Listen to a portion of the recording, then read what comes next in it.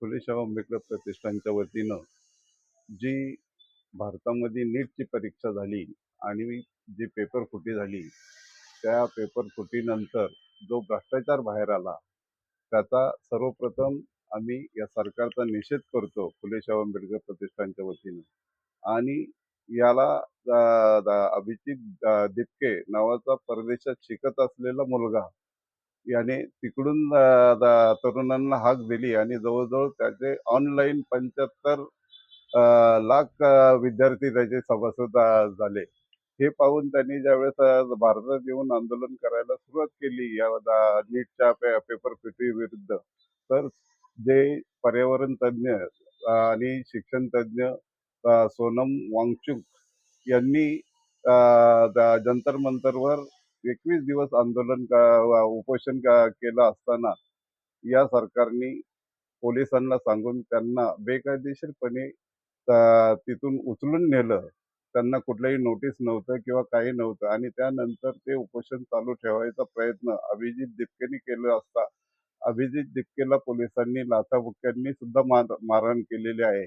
आणि एक मनुवादी महिला, अभिजित दिपके दलित असल्यामुळं तिथे त्याला आई बहिणीवरून शिवीगाळ करून त्याला मारलं आणि त्याच्या अंगावर शाई फेकून त्याची हत्या करण्याचा प्रयत्न केला. याचा फुले शाहू आंबेडकर जाहीर निषेध करून या महिलेवर चौकशी करून अॅट्रॉसिटी दाखल करावी अशी आमची फुले शाहू आंबेडकर प्रतिष्ठानच्या वतीने तळेगाव पोलीस स्टेशनला मागणी आहे. तळेगावचे माजी नगरसेवक अरुण माने भाऊ, काय सांगाल तुम्ही? विद्यार्थ्यांवर अत्याचार होतोय आणि अभिजित दिपकेंना ज्यांनी मारहाण केली त्यांच्यावर अॅट्रॉसिटी दाखल करा अशी तुम्ही मागणी केलेली आहे. तुमची काय भूमिका आहे? संपूर्ण देशामध्ये काही दिवसापासून तरुण विद्यार्थ्यांचं आंदोलन चालू आहे. जंतर मंतरवरती एवढा मोठ्या प्रमाणावरती आंदोलन चालू असताना त्या ठिकाणी काही लोक आंदोलन मोडण्याचा प्रयत्न करतात. माझं एक सरकारला विनंती आहे की आज तरुण पिढी रस्त्यावरती उतरलेली आहे, आपण त्याचा विचार करा.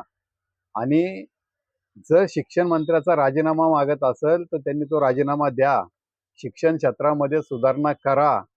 तुम्हाला विद्यार्थी घडवायचेत का गुंड घडवायचेत हे सरकारने विचार केला पाहिजे. अजूनही वेळ गेलेली नाहीये, नाही तर अन्यथा ह्या देशामध्ये खूप मोठा उद्रेक होईल. त्याच्यामुळे अजूनही ज्यांच्यावरती भ्रष्टाचाराचे आरोप झालेत अशा नेते मंडळींनी, अशा मंत्र्यांनी ताबडतोब त्यांनी स्वतःहून राजीनामे दिले पाहिजेत. आणि शिक्षण मंत्र्यांनी तर पहिला राजीनामा दिला पाहिजे. एकदा पेपर फुटी झाली नाही, 2-2, 3-3 वेळा पेपर फुटलेले, तरी देखील प्रशासन काय करतंय? मग जर सर्वसामान्य तरुण जर रस्त्यावरती उतरत असेल तर तुम्ही कशाला EC मध्ये त्या मंत्रालयामध्ये बसताय? तुम्ही उतरा खाली, पाय उतरवा, ही आमची मागणी आहे. आणि जर तुमचे वृत्ती जर ह्या महिलांची जर त्या चांगल्या पद्धतीने जर मुलांना शिक्षण भेटावं, त्यांच्यावरती अन्याय होऊ नये म्हणून जर तिथं जर आंदोलन करत असतील, उपोषण करत असतील आणि त्यांच्यावरती तुम्ही जर शाईफेक करत असतील, त्यांच्यावरती हल्ला करत असतील, तर अशा लोकांवरती अॅट्रॉसिटी अंतर्गत गुन्हे दाखल झालेच पाहिजे. हीच आमची मागणी आहे. राज्यामध्ये शिक्षण पद्धतीला कुठंतरी गळा दाबण्याचा प्रयत्न होतोय. आज सगळ्यात मूळ महत्वाचा पाया म्हणजे शिक्षण आहे. त्या शिक्षणाच्या जोरावरती अनेक विद्यार्थी घडतात आहे आणि तुमचे इंजिनियर्स म्हणा, डॉक्टर्स म्हणा घडतात आहे. पण या शिक्षणालाच मुळात म्हणजे काढून टाकण्याचा प्रयत्न हा राज्य शासन करते. एक साधारण तुमच्या गोष्ट लक्षात येते का? हे सरकार जे करतंय ना, आता पूर्णपणे बघा चुकीचं आहे.